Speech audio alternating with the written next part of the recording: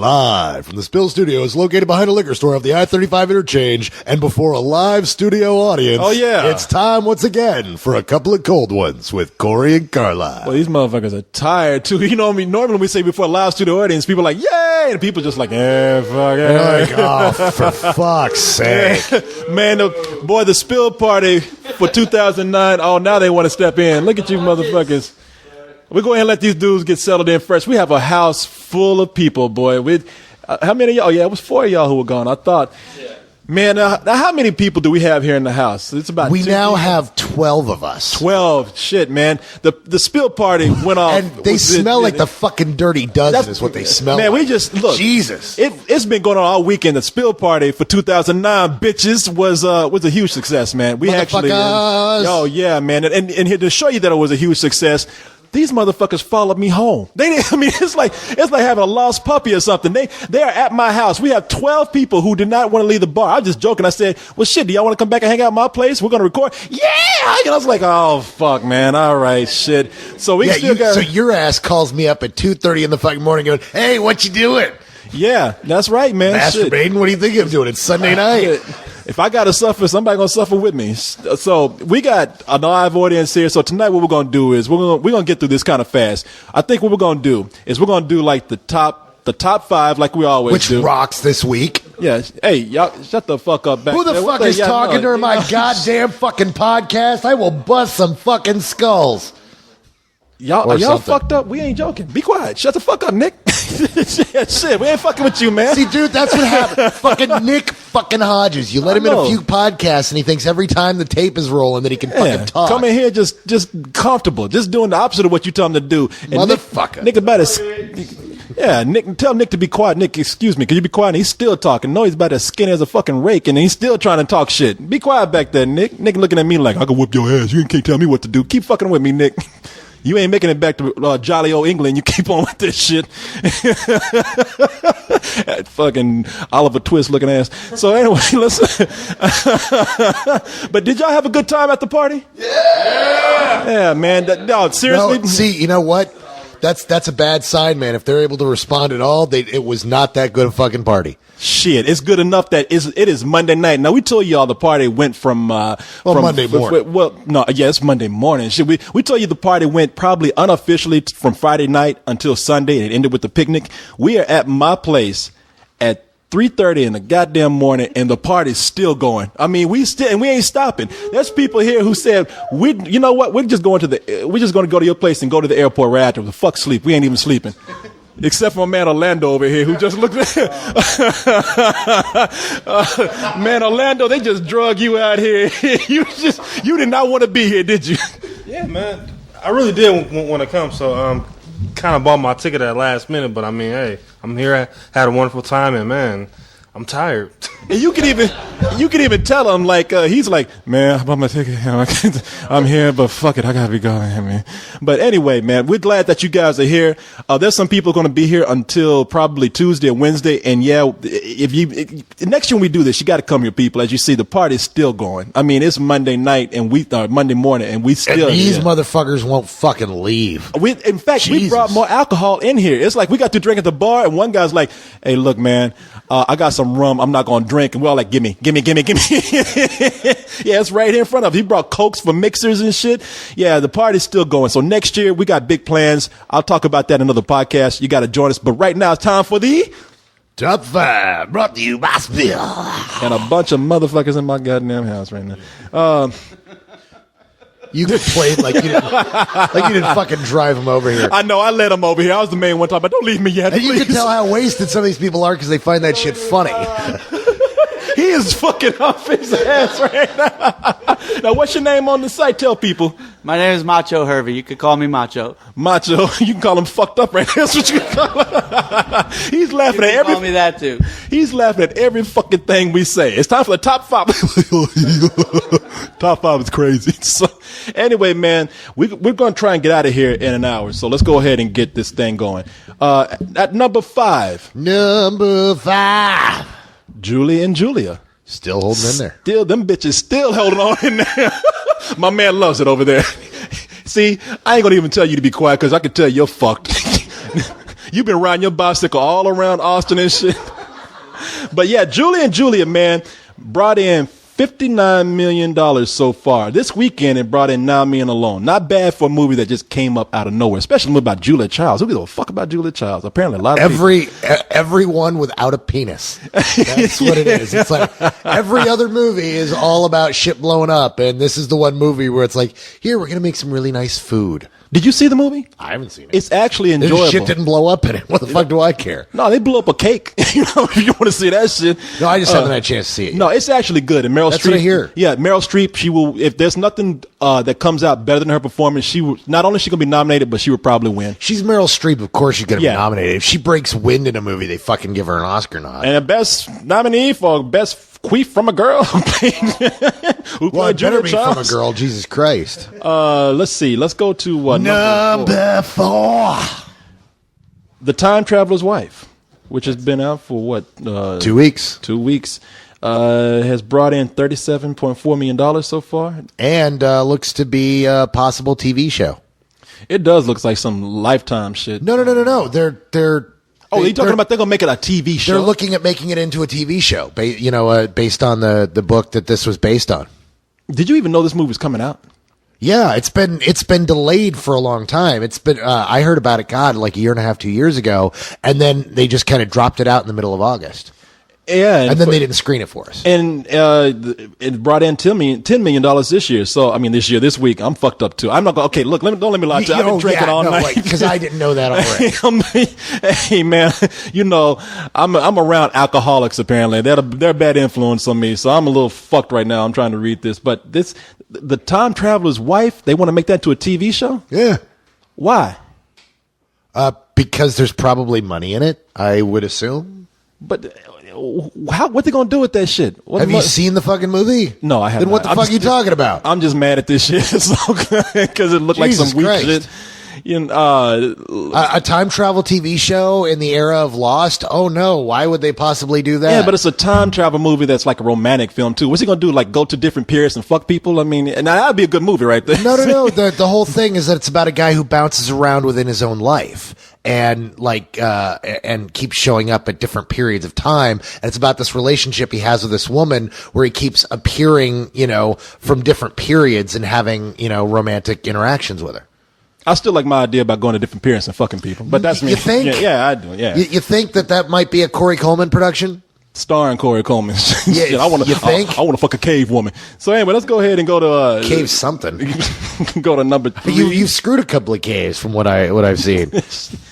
Man, number 3. It's like throwing a hot number dog 3. down God damn it, number 3. Number 3. G.I. Joe, The Rise of Cobra.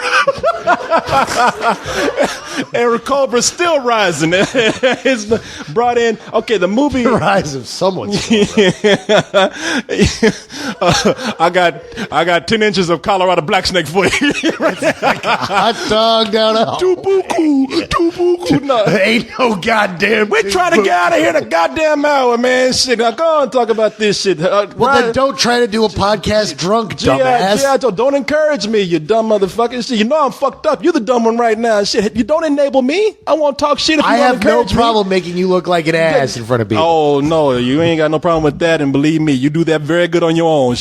And you ain't even drunk. I got an excuse. What's yours, motherfucker? Shit. Now look at these people back there. Like you ain't never seen nothing like this before. This is all the shit that gets cut out. You get to see it live. No, G.I. Joe: The Rise of Cobra. Man, for a movie that they tried to bury, it has made $120 million. Bury it. Man, well, it's the one that they didn't give screenings for, except for the people who would say good things about it. Yeah, no, they didn't want a whole mess of critics to see it, but they didn't try to bury it. They advertised the shit. The thing is, you were saying now you said yourself that they were scared of this film. That like they were terrified. They were terrified because they were terrified of critic reviews, and they were terrified it was going to tank. And then people had a great fucking time with it. And for a movie that they were scared of wasn't going to do that well, the movie not only got even if it was like backhand criticism about the film, people said it's okay. It's not terrible. Well, there wasn't backhanded criticism. I mean, most everyone said the same thing. You know, it was big, dumb fun.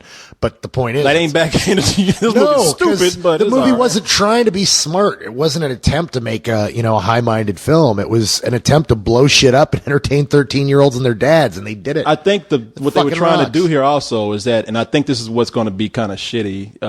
Like I don't have anything against the movie doing well, but I think it's one of those films where they were saying we're going to see how well movies will do without having to give a screening to all these people, maybe select critics, maybe to none. And this movie is one of those films that prove that they don't really need us to talk about the film. And these things go in cycles until the next cycle comes around. Not, because you look at the film that is it's most like, which is Transformers 2, yeah. And it's better than Transformers 2, but it's done half the money in the same amount of time. Which is good so for a movie say that what came you out in will. August, So, You know. yeah. No, it's not. Hey, good for the movie, whatever. I still am worried about this new model that they're trying to do with it, but whatever. It's going along that way, and these things are cyclical anyway. So anyway, number two. Now, Talk about a movie that's kind of a sleeper hit here, District 9. This movie just kind of came out of nowhere. I disagree. They've advertised the shit out of it. They've been talking about it all summer. You can't go into a movie theater without seeing stickers that say "For Humans Only." They've got advertising all over the place. They did that shit at the last minute. It's just, but it's a low budget film. Yeah. I mean, it cost $30 million, and it made its production budget back opening weekend. Well, this movie has been known amongst internet people, a lot of geeks and whatnot, and it's one of those movies that they said they start talking about it late, and they were saying, okay, District 9, this is a movie nobody really knows anything about. They're giving us teasers. Could it be a hit? Could it not be a hit? It might just go away. I don't even think there was a lot of faith in this film until it started like progressing a little more, like within the few weeks that it was approaching. Well, and whether you disagree or not, I mean, I'm happy to see the movie do well because I think this is probably my favorite movie this summer. Great fucking movie. Yeah.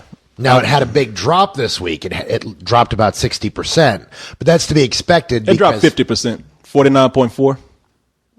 I'm looking at the drop right here. It dropped 49. It's pretty much 50%. It had a 50%. No. That's from one day to the next, not the next. That's not weekend to weekend. It had about a 60% drop from what I read. Anyhow, point is, I'm looking at something here. It was effectively counter-programmed against another geek film. So it had the same. It was another rated R film this weekend that took the #1 spot, and that is Inglourious Basterds. That's right. The one had that title's fucking people up everywhere. Man. So I've seen so many misspellings of this shit because they misspelled the movie anyway because there's another Inglourious Basterds already out there. But this is what, $43 million this weekend? It brought in 37. 37 million. 37.6. It is Quentin's biggest opening to date. Yeah, no, there's a lot of Kill Bill.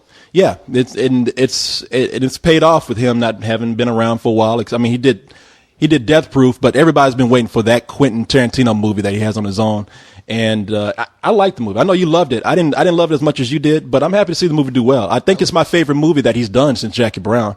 And I wasn't raving about this. You didn't like Grindhouse all that much, and you really hated Kill Bill. I know. I did not hate Kill Bill. I just was not crazy about Kill Bill. I actually like Kill Bill You too. gave us a lot of shit for liking Kill Bill. I didn't give y'all shit. I just said, you know what? I think you guys recognize all these pop culture references, and the movie's for you. It's not for me. That movie was a mishmash to me. But I like Kill Bill too. And yes, I hated Death Proof. I hated Death Proof with a passion, except for the car chase. But I like this movie. And you know what's funny is we told people, hey, I give this movie a matinee, which means it's good. And people it either went two ways. People are like, wow, you really hate Quentin Tarantino, do you? And all his movies. Or people are saying, okay, the movie's bad. You said it's bad. I'm not going to go see it. Did you not give Twilight a matinee? And what's that's exactly why people. I don't know why people do. Why? Well, because you fucking give it the same rating as Twilight. Yeah, people are fucking stupid if they don't know you judge a movie based on what it is. Not every movie is the same. I'm not going to judge a movie like Toy Story the same as I'm going to judge Inglourious Basterds, because they're two different fucking movies, and people can understand it, and they're fucking dumb. So that's that. Ladies and gentlemen, my guest tonight, alcohol. Ladies and gentlemen, our guest tonight, assholes. When is the show not assholes? When you're not around. Anyway, hey man, good to see you tonight, man. You came over late, and I'm happy that you actually came up to do this. I mean, you didn't have to do this. People don't realize that when we record, we started doing this saying, you know what, you're up late and I'm up late. We've done this starting at 4 o'clock in the morning sometimes. Yep, we sure have. Yeah, people don't realize that you don't know. Because you and I both work Sunday nights. That's when our week starts. Yes. So I'm usually up writing, and I had finished my writing. I was sitting around just kind of surfing, wasting some time, and you called up, and I'm like, fuck it, I'll make some money. I actually thought you were going to say, that's a last minute thing. I can't make it, but I do appreciate you coming by. And especially having the live audience that we're in front of. And because we have a live audience here, I think that instead of doing email tonight, and we can do this later, we can talk about some other things if you have something, because I don't have an agenda tonight, but we can take questions from the people here. So, the fuck is over? We can take questions from the audience. Hey, I got a good one. Well, that's before you got here. That's what you get for coming in late. Well, y'all going to the Tiger Mart. What the fuck? Where did y'all go? It took y'all like an hour to get over there. Did y'all get lost? Trying to find McDonald's at 6 in the morning? Of course McDonald's is closed. There's no 24-hour McDonald's. Yeah, there is a 24-hour McDonald's. Only in some places, the one that's not here in town. The one in Nomad, 24 hours. The drive-through is only 24 hours, though. Oh, well. Yeah. So, yeah, Ronald McDonald gonna get his. Shit, that clown gonna get his fucking money one way or another. You just gave me this image of Ronald McDonald slapping around one of the fry guys going, bitch, where's my money? Where is it? Where is it, ho? Beating Grimace down. Do you have anything you want to talk about? Because I don't know, man. I have nothing, at least movie-wise. I can talk about how the weekend went down. And I guess that's what we should probably be doing, is talking about how the weekend went down. For people who are wondering, the weekend went down great. And I was very nervous about it before it started. And to hear people say that they left saying that this, one guy said this, and this is the tagline for the whole party. You know what I'm about to say too. One guy came up and told us, I ain't gonna say his name because some people don't think this is crazy, but he's like, look, man, I was in Las Vegas and I nailed 2 hookers. And this is still better than that shit. And I was like, so Spill.com is better than nailing 2 hookers. That's supposed to be. I think he had some shitty hookers. I would have to kind of agree. Those hoes were cheap.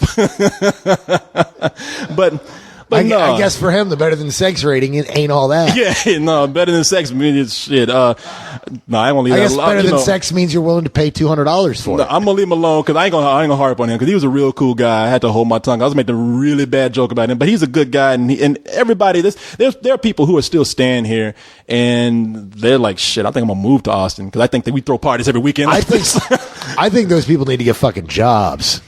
I think somebody needs to employ Nick Hodges very quickly. Nick. Oh, Nick looking at you like, motherfucker, that's it. You talked about my ass enough. He's been here like 8 weeks already. What's that? What the hell? Back to talking about McDonald's again. How? You been asleep. He's like 5 minutes behind it. So it's like the time traveler Spillio. I know. He's like popping in time. He's gonna come back and make a comment here in a moment about a joke I'm telling 45 minutes from now. This dude fell asleep and woke up talking about McDonald's. He just got the joke. You said somebody needs to employ Nick Hodges. Oh, okay. Sure. That's a long stretch right there. That's like going through the drive-through McDonald's 5 times trying to get that joke. But no, my man, how you doing? He's like, man, he's mad. Looking, fuck y'all, man. He was telling us how cool we were earlier. Now he's like, fuck y'all, man. I didn't get my McDonald's joke. Y'all ain't cool no more. But no, I really do thank everybody that came here, and I'm glad that every event worked like we anticipated. Now, this was the first thing that we had done. And this was kind of the testing ground to see if this is something that we should do again. And being that it did come off successfully, I am planning on doing something bigger next year. Now, let me run some ideas by you. Uh-oh. And see what you think since I have you here. I've been talking to people about this tonight. People have heard me mention this. But for next year, you tell me what you think. I am thinking about planning now, and I'm going to try and pitch this to our company. And what I want to do is get some sponsorship because I want to actually start doing this probably in June, before the summer movies come. And the reason why I want to do that is to see maybe, now this is pie in the sky thinking, but getting some guests, like maybe a director or an actor or someone who wants to like promote the film. And then if we can get those people, and more than one, we'll like do some panels with them throughout the weekend. And then I want to do a Spill Film Festival where you submit a 5-minute or shorter film. It can be animated or it can be live action. The only catch is that it has to be under 5 minutes and 5 minutes under, and it has to be about our characters. And I'm telling people this now so you can start, no matter what we do, I know we're going to do this next year.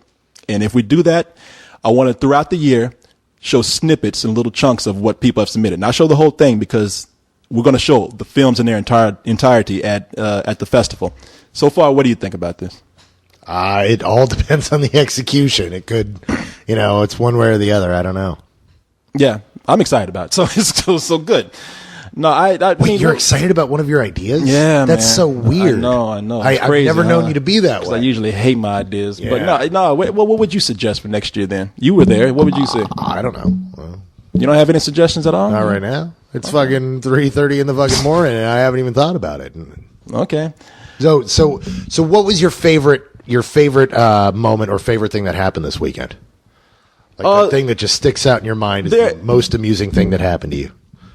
Besides that hooker comment? Well, is the hooker comment your favorite thing of the weekend? No. Actually, my favorite thing is how it all accumulated Saturday night, which was last night for us as we're recording right now, and how everybody showed up. We had more people than we actually had at the two earlier events, and everybody had a really good time. I mean, everybody just kind of... Saturday night or Sunday night? Saturday night. I'm sorry, yeah, it's Monday night, but Saturday night at the actual party at Nomad, how it just came together, man. It's like everybody kind of became very close with each other because they had been meeting each other throughout the day. They seemed to celebrate that this was an actual community, and they got to see that firsthand when they were hanging out with each other.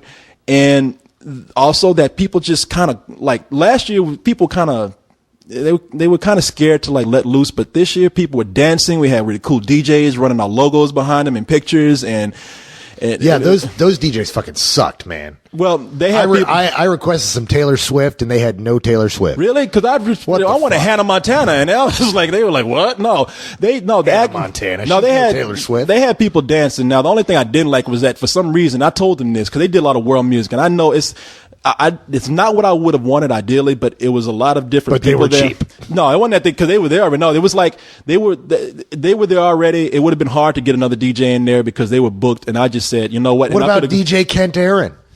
He was busy. He puts DJ in front of his name. He's got to be able to spin something. His iPod wasn't charged that night.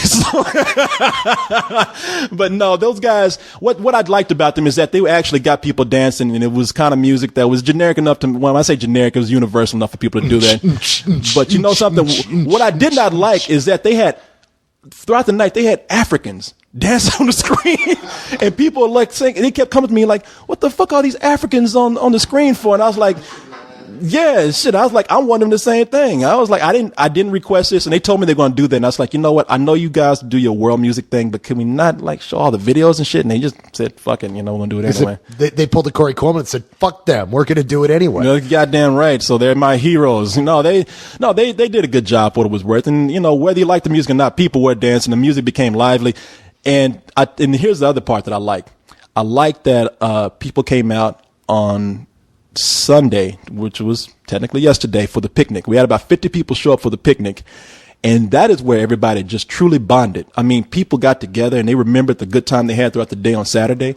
And they just seemed to really connect, man. And it was really flattering to see all these people come out there and show their appreciation for what we had done. And to really know that we did not do this to feed our egos or to just have people come out and appreciate us, but to really make this for them. And, I quietly, and I'm not even joking, man, when I saw these people doing that, I quietly went off and got choked up. I was like, wow, this is really moving for me. And to know that we've done this so well that people were willing to fly out from other countries and cities to see this. So I really think this thing went off. I question their sanity. Yeah, well, that too. But if it didn't go off very well, I would have been questioning it more. But being that they came off pretty good, I was like, wow, this has been one of the highlights of my year, if not the highlight. And I can't wait to do it next year. So, strip club was pretty fun last night too. Boy, I haven't heard any stories from that yet. Renegade bought a lap dance for me. Now I hate strip clubs. I do not like lap dances. And I've had 2 lap dances in my life. One from years ago for my birthday, in which I told the girl, "You don't have to do this," and she was like, "Well, I'll stay here to look like I'm doing something." And thank you for not being. Yeah, creepy. well, I can understand. I mean, these girls are mostly college age, and that's just not your thing. Yeah, no, they usually. Like, you need to go to a cougar strip club where there's like 50-year-old women popping out of their bras. You need to go to a new joke club. I mean, shit. This is a new joke club for me. God damn. Yeah. But no, I don't like. It makes me uncomfortable, and it's for a very selfish reason. It's like if a girl's topless and she's down to her thong and she's grinding on me, we fucking, and I'm not paying $20 for it. And so last night when Renegade got me the lap dance, I was like, fuck it, whatever. I'm having a good time. And the girl sat down on my lap and we talked for a little bit. And I love what Nick Hodges did. Nick Hodges told like some of these strippers before, it's like, yeah, look, I'm from Hollywood. I'm a producer, and this girl came over and she's like, "So I hear that you with this crew here." I'm like, "What crew?" She's like, "You're from Hollywood. You're an actor." And I was like, all right, you know what? Cut the bullshit, okay? I was like, did you Charlie Bravo Nick Hodges? No. What? How? We're in a strip club. What the fuck? The girls gonna go anywhere they see a 20 in somebody's hand. Shit, Charlie. What? You've never gotten play from a strip club? You know before? What? I've dated strippers, but not that I got dates from them from the club. And I've dated one waitress. Really? Yeah, you don't believe this? Oh man! And I dated one girl who was a waitress at a strip club, and it only worked one time where I was like not paying attention to the girl. She came up and she's like, "So you're not into the girls?" I'm like, "No, I'm just not in a strip club." She's like, "Hey, we should talk sometime," and then we end up like talking and I've picked up a girl from a fucking strip club. Oh, lordy dog! Great for you. I mean, no, I haven't. What am I supposed to tell you? I haven't done that.